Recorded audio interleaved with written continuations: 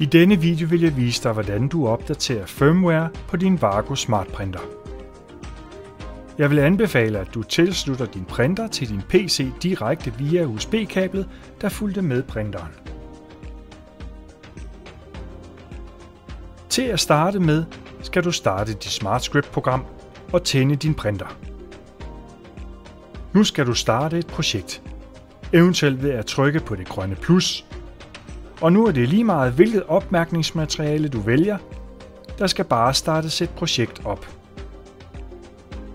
Så skal du ind i Print Preview-vinduet. Det kan gøres på flere måder, men den letteste er ved at trykke på Ctrl og P.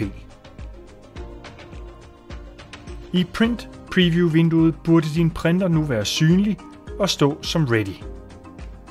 Hvis ikke, prøv at trykke på knappen lige nedenunder printervalgsvinduet Search for Printers.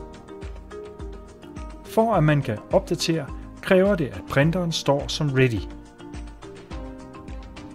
Hvis du ikke kan få forbindelse til printeren, så er du velkommen til at kontakte os.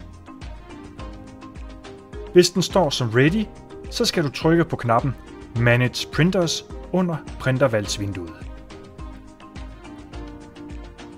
I det næste vindue skal du så i venstre side vælge din printer, så bliver højre side af pop-up-vinduet aktivt.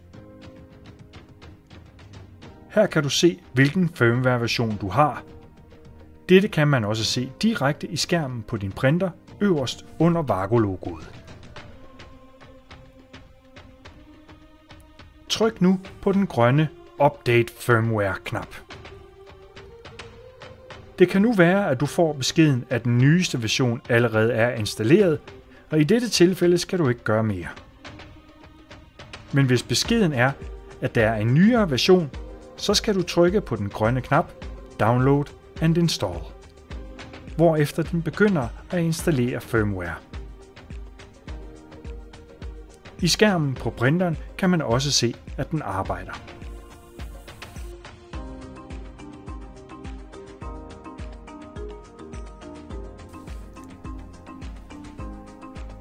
Når den er færdig med at installere, vil du nu kunne se den nye firmware-version både i SmartScript og i skærmen på printeren. Du kan nu lukke det hele ned eller starte dit projekt.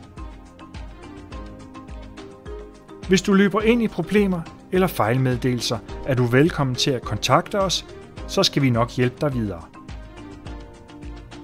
Nu vil jeg anbefale dig, at du samtidig ser på, om dit SmartScript-program behøver at få opdateret softwaren.